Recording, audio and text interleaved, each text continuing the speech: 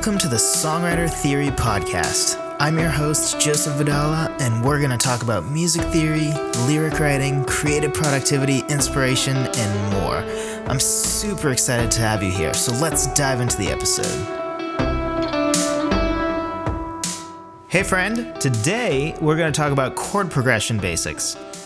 So for full disclosure, right off the bat, we're talking about chord progression basics in a major key because I want to be able to cover what we talk about well so that I feel like by the end you have really learned something. And if I did major and minor keys, I think it would be too much for one podcast. So we're talking about chord progression basics and each of the chords using the Roman numeral notation for a major key.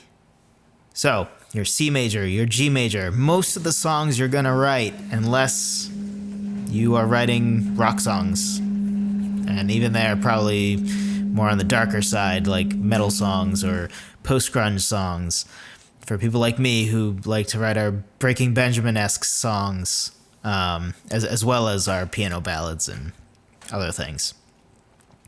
But for your average singer-songwriter, knowing this for the major key is the most important and going to be the vast majority of your songs. So that is what we're going to cover. All right, so I talked about this in a previous podcast, but just as a refresher, in a key, you have chords 1 through 7. So in the key of C, the 1 chord is C. In the key of G major, the 1 chord is G major. In the key of C major, the G is, if you count from C, 1, and then count up, you know that the G chord is the 5 chord in the key of C. So that's what we're going to be talking from today, is that. So the 1 chord. The 1 chord, I'm basically going to use an analogy for all of the 7 chords to really help you grasp it. And so the 1 chord is home, right? This is, you're at home with your wife, with your husband, by yourself, whatever, or with your parents. This is just home base. This is where you feel most comfortable. It's where you want to resolve to no matter where you go today, whether you're going to work or you're going to some parties with friends or whatever you're doing, at the end of the day, you just want to be able to come home and sleep in your own bed. And that's where your comfort and your joy really is coming back home. Or if you're off at college, if you're a college student, the joy of coming back home to not college, or even after a summer at home, you realize, home almost feels like college now, and then it feels like coming home when you see all your friends at college. So whatever the situation, the 1 chord is really home. It's the most powerful chord within its key. So in the key of A major, for instance, like once you hit that A chord, that's that powerful home base chord. And it's usually a 1 chord is where a song starts and ends, sort of like your day, right? You usually start your day at home, and then at the end of the day, no matter what adventures you had that day, you end up at home. So a ton of songs end back at the 1. I personally love to not end the songs with 1s because I sort of like them to trail off and leave the listener expecting or wanting a little bit more. But that's a stylistic thing. Most songs do end in 1. So the 4 and 5 chords, which if you listen to the previous podcast, are also major chords in a major key. So the 1 chord in a major key is always major, and the 4 and 5 chords are the other 2 major keys you have to work with. So the 4 and 5 are like your bread and butter. It's like your parents' house and your in-laws. So say you're an adult, whether you're married or single or whatever your situation, you have your own home now. But it kind of feels like a home away from home when you go to your parents' house or hopefully your in-laws' house. So these are like major plot points for the resolution back to 1. So you often go visit your parents and go visit your in-laws, right? Like you don't usually go years without seeing your family. So similarly, in a song, you're going to visit those 4 and 5 chords very often. So if you were to break a song down by like how many seconds we were in each chord, you'd probably have the most at 1 and then second most with the 4 and the 5. So the 5 chord also for the progression side, the 5 chord really wants to go back to 1. So the 5 chord really wants to go back home. So I guess that's your in-laws, where you're like, this was great, but I'm ready to go back home. Full disclosure, I have great in-laws. I love my in-laws, so I don't feel that way. But it goes better with the analogy. So the 5 is like your in-laws. It just really wants to go back home. And the 4 either wants to go to a 5 or it wants to go to a 1. Now, again, obviously, all of these chords can go to many other chords, but this is for the most part sort of where a chord leans to want to go to. 5 most often wants to go to 1, and the 4 often wants to go to a 5 or a 1. So it's more like your parents, right? You're like, wow, that didn't take that much out of me, so I'm ready to go to my in-laws too today. Even though I already saw my parents for the first half of Christmas, bring on the in-laws for the second half of Christmas before we go home. Or maybe your parents exhaust you and you do actually want to go straight home. So the four chord is like your parents' house. And again, for a refresher, so if you're in the key of C, the 4 chord is going to be the F.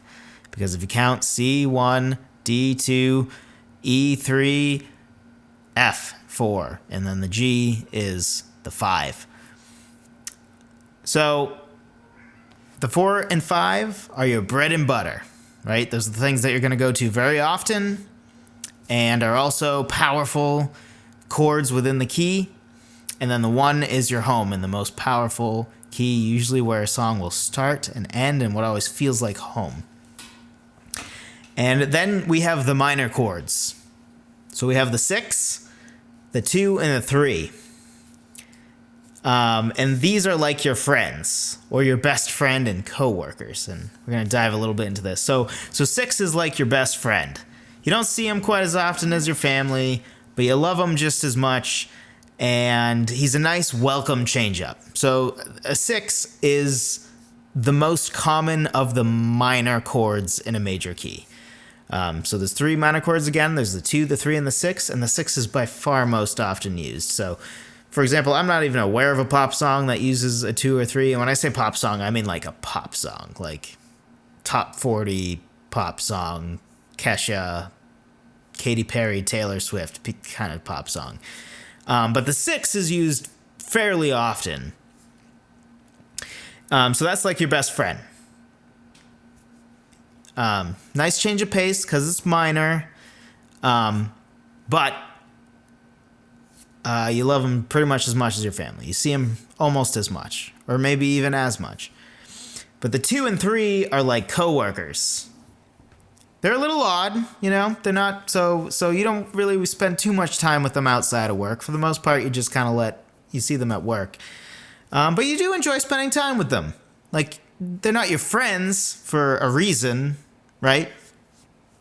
But you do like them. You work with them every day. You think, hey, he's pretty likable. You know, maybe in another world I would be friends with him, but I already have like 10 friends who want to spend time with me, and I'm a homebody, so I don't really want to spend that much time with all these different people, so I can afford more friends. So coworkers are going to stay coworkers. So it's sort of that kind of situation. But those coworkers, right, are a nice change up because you have your family and your friends and sort of same old. But those 2 and 3 are different. You know, finally someone different, someone that you have different conversations with instead of talking with your friends for the billionth time about Star Wars and football and all the things that I talk to my friends about. You meet somebody different who maybe they're interested in cars and you didn't know how interesting cars could be before now. So you actually enjoy visiting with your coworkers once in a while. It's a nice little change up. So they are like the 2 and 3 chords. Not used that often, so you're not going to visit them that often, but it's a nice change up. Probably don't want to stay there too long. Probably don't want to visit there that often, but it can be make a real big difference in your life when you do, because it's finally something different. Finally, so we've covered the 1, which is the most important, home. The 4 and 5, which is your parents' house and your in-laws' house. And then the 6, which is your best friend. And then the 2 and 3, which are either other friends, church friends, work friends, coworkers, whatever. Then you have the 7th chord, which is the 1 diminished chord in a major key. This is like the boss that everybody can't stand, or that really weird aunt that you have, or aunt, if that's how you say that word, in that part of the country, wherever you're from, or weird uncle or whatever. That's the 7th chord. You don't want to be there. You instantly know you've done something horribly wrong by coming here. You thought to yourself, hey, maybe the boss will be nice when I go to his party, even though I can't stand him every other day of the week. Wrong. If he's a jerk at work, he's probably going to be a jerk at home.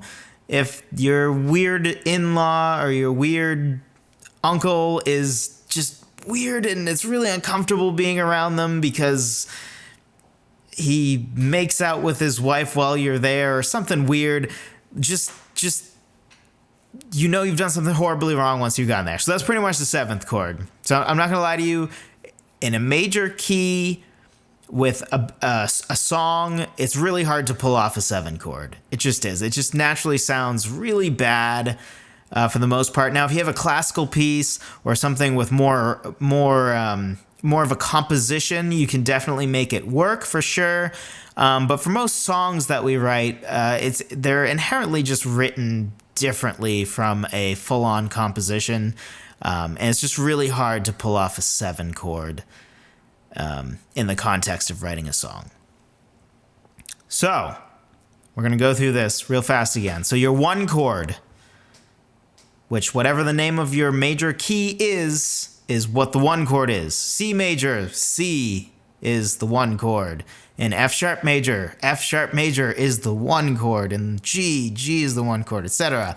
And then again, for all these, you're just counting up. The numbers mean exactly what you would think they would mean if you're going up a keyboard or going up your guitar or whatever instrument you play. The 1 is always home. It's usually where you start the day, where you end the day. At the end of any trip you take, you usually start at home and you end at home. It's the most powerful chord, and it's where everything kind of wants to resolve to. It's where relief is found. It's home. That's your 1 chord. Your 4 and 5 are your bread and butter, the things that you know you're going to visit very often. Wow, I just bit my tongue. That was uncomfortable. So the 4 and 5 are your bread and butter. Your parents' house and your in-laws' house. The 5 really, really, really wants to go back to the 1, go back home. So I guess that's your in-laws. And the 4 wants to go either to a 5 or a 1, more like your parents.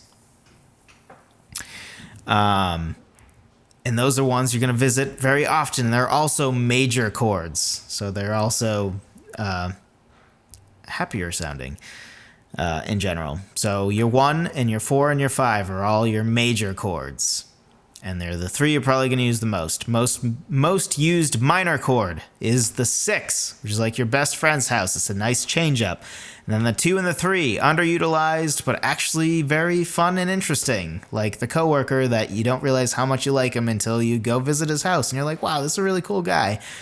Those are the 2 and 3. And the 7 is whoever you really don't like and whoever you really don't want to go to their house. That's the 7 chord. Just really don't use it.